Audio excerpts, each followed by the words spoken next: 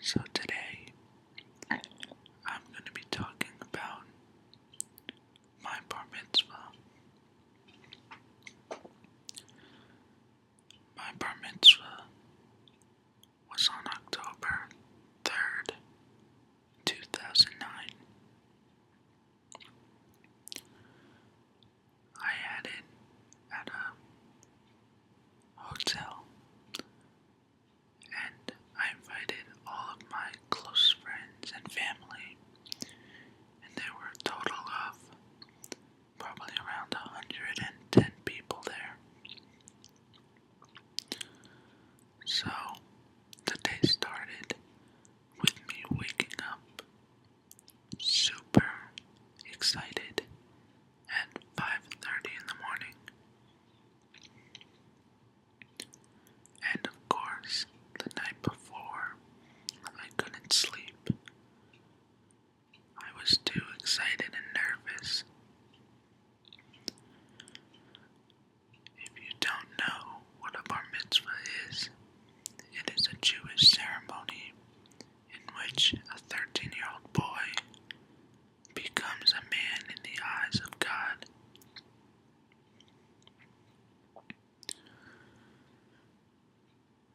So, when I get up at 5:30 in the morning, I am super excited, and my mom and dad are getting ready.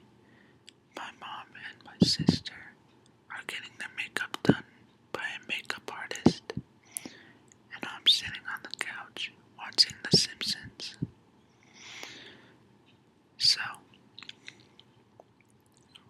the tradition with a bar mitzvah is the person being mitzvahed. If they are a guy or a boy, it is a bar mitzvah. If it is a girl, it is a bat mitzvah. So, after probably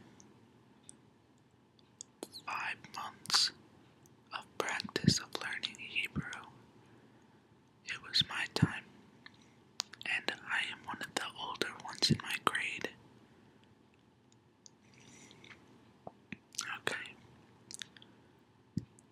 So now, after I'm watching The Simpsons for a couple minutes, I decide to go and look over my Hebrew studies, because I will probably be reading about 30 pages of Hebrew total. So, to continue, after I look over my Hebrew, I hear my dad call me and tell me it's time to go.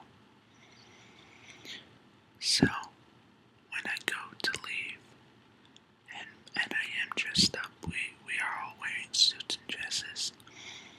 So I leave, and we're driving to the temple, and I am beyond nervous. I am a nervous wreck. I'm afraid I'm gonna mess up. I'm afraid I'm gonna forget everything I learned. I'm a complete nervous wreck. So we pull into the temple, and we're the first ones there. So we walk inside, and I am greeted by my rabbi and my cantor. The rabbi is like the priest, and the cantor is the one who sings all of the songs. I'm sorry, I don't know what that's called in a church.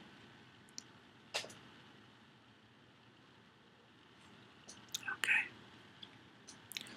So after that, they ask me to come into a room where my parents are not there. Nobody's there except me and the rabbi, the cantor, and a few other members of the community.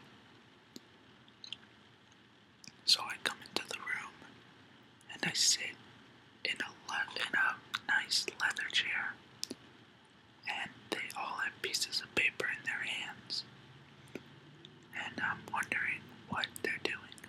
And soon they begin to talk to me, and they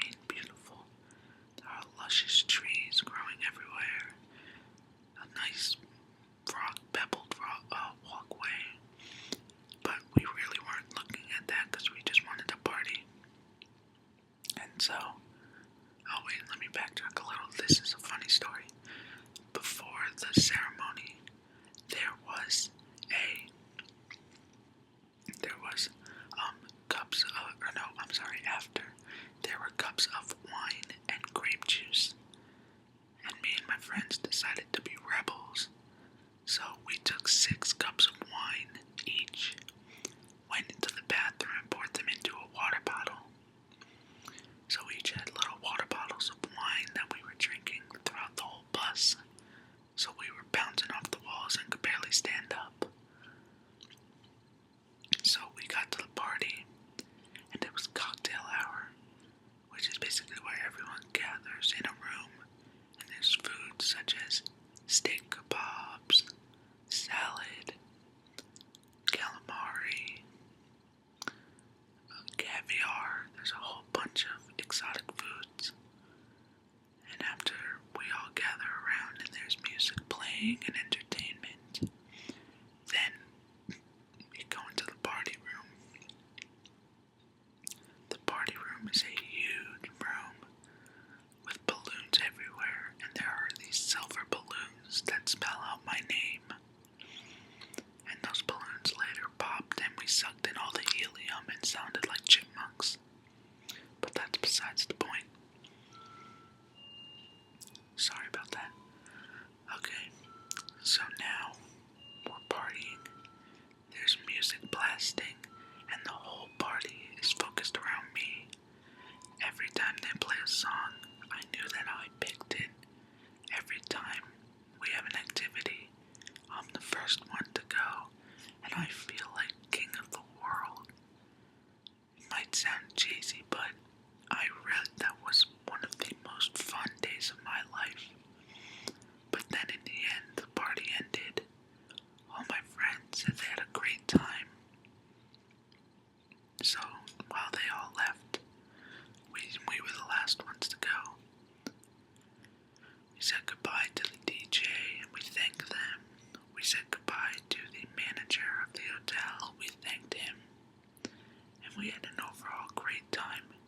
And I realized that that was probably one of the best days of my life. And then, when I got home, I passed out on the couch. I was so tired, and I woke up the next morning, and I realized that it was all over. And it was just like a normal day again. But that was the most fun day of my life.